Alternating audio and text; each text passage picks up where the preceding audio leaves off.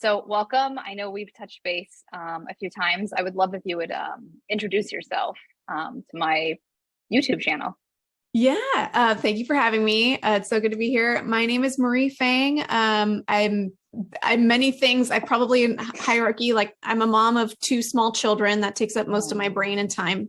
And I'm also a psychologist. So I'm a mental health therapist. I have two businesses affiliated with that. I see clients, and then I also teach therapists about private practice. And then of course we could spend forever going like who I am. I have a faith background and other aspects of who I am that you're welcome to ask about, but that's just like a little snapshot of me. Awesome. And I'm Julia, private practice therapist, a lot of things as well. Dog parent, maybe parent one day, and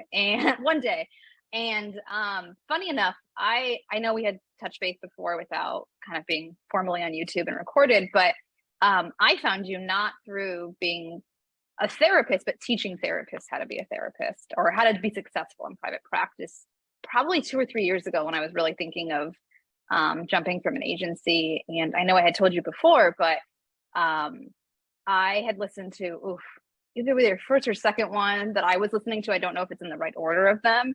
And I heard that you were an affirmative Christian therapist. And I remember thinking to myself, she has great advice, and I'm not going to listen to like anything. Like I heard it just as Christian. I didn't hear anything about affirming.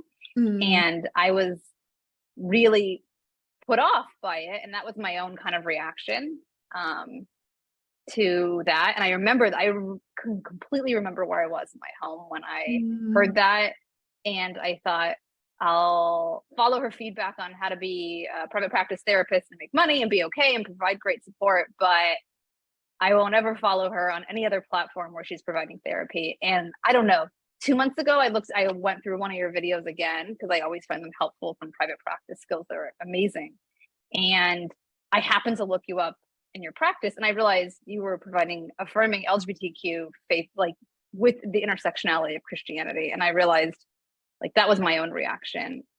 So I just wanted to share that again with you, my own process. Well, and I'm so glad you say that out loud and you're of course not the only one who's told me that before. And I've since adjusted how I kind of introduce myself, because that is such an automatic assumption. And even for folks who contact me, if they didn't really look at my website or whatever, who are interested in counseling, making assumptions about what kind of therapy I do with LGBTQ folks, because I call myself a Christian therapist. It's just this assumed like, oh, this comes in this package. This must be her belief system. Automatically, the word was homophobic, literally transphobic, but popped to me, right? And that's my own assumption, but that it's not a fair assumption, but that's, if I'm going to be so transparent, that's where it came from. And it sounds like I'm not alone in that experience that you've heard from other people. Yes. I mean, that was something I had to learn, unfortunately, by hurting other people inadvertently, right? I'm not trying to, but just saying, hey, I'm a Christian therapist and I work with folks who identify as LGBTQ or, navigating things around gender sexuality, because it's safe to assume that some majority of folks who kind of ascribe to those things fall into a homophobic, transphobic space. And so me and some minority, I don't know what the percentages are, but I assume I'm in a minority here. I have to announce that very clearly up front if I don't want to put people in the position and the experience that you went through. So I'm so sorry that happened. That's been like this, like, oh yeah, Marie, of course people would make that assumption. Like you have to be very specific as often as possible. And right at the beginning, all right, like start with that. Sure.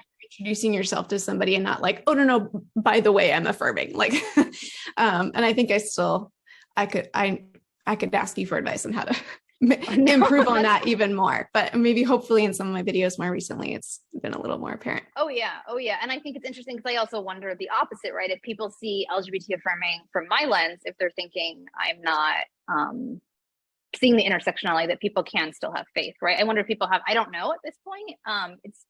I think it could be the opposite too, that maybe there's an aversion of like, well, she's affirming with this, but she doesn't say anything about religion, and having these intersectionalities kind of present itself. So maybe people think the same with me, but in the opposite lens I was thinking about.